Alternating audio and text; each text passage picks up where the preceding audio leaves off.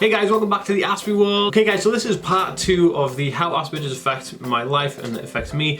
I did a part 1 video, so if you want to click the link above, you can go see the part 1 video, and if you've already seen that, then please enjoy this one. I just want to go over some other things that kind of how Aspergers affects my life, and the first thing I want to talk about is food. Now I'm really fussy with food. Food has to be very basic and very, look, I know it sounds weird, but I call it clean food, where it's really basic, so it's like pasta sauce, that's it, or chicken, rice, green salad. I only eat really basic things. I don't like condiments, I don't like spicy foods, I don't like curries or anything like that. I don't like butter, don't like garlic, don't like onions.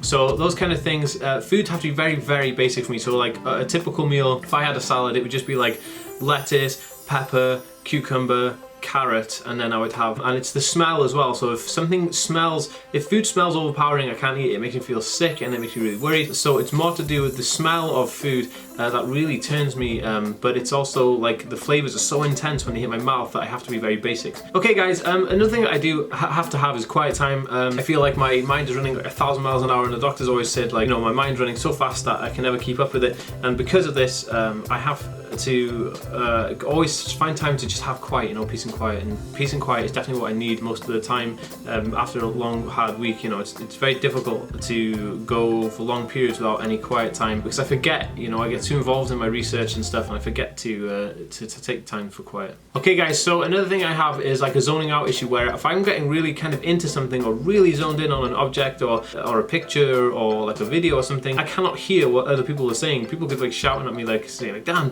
I'm like, oh what, I have no idea. And so this happens all the time. So my girlfriend thinks that I am ignoring her sometimes, and other people think I'm being ignorant and stuff, but it's not that I'm being ignorant or ignoring anybody. It's just because I just zone out and I cannot hear them. You know, it's like all my efforts are just going into this one thing. It kind of mesmerizes me, I guess would be the term. Another thing I have a massive issue with is timekeeping, and I always try and be on time, but because of like OCD stuff, then it always makes me late. And I like to do my OCD things because it makes me feel good, but also it does make me late when I want to do them correctly. So this is a big issue with timekeeping, and also sometimes I forget the judgment of how long time is going to be. It's a very hard concept for me to get.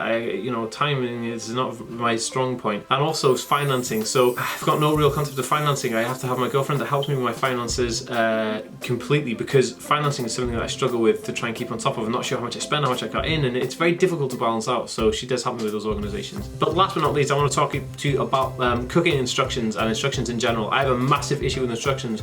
When people give me instructions, very difficult for me to get it. I have to write the instructions down in a way that I understand, but it's very difficult. When someone's giving you verbal instruction, it just freaks me out. And when it's written in their verbal representation. So it's very difficult to get what people are saying. I have a massive issue. So if I'm trying to read something like cooking instructions, I have no idea. It really freaks me out, and it gets me really worried. And then I get like, you know, hyperventilating, and I start like getting hot, and I take my clothes off, and you know, and literally people would just be like, oh, you know, you just add hot water or whatever it may be. You know, these are the things that kind of trouble me, and I have a massive issue with those things. Hey guys, thanks for watching my part 2 video. Like I said, if you want to see part 1, click the I button above, and you can go and see the part 1 video on my channel, which is pretty awesome. If you guys have any comments or anything you want to add, please put it in the comment section below. You can also get me on social media, Twitter, Instagram, and Facebook. The links are in the description below. Please check out my other channels. Links are just below in the description, and also in the end slate next. If you liked the video, please give it a thumbs up, and as always guys, if you are new to my channel, please subscribe to my channel. I'll see you next time. Bye guys. And then he was like, nah, that's not. I was like, it totally is.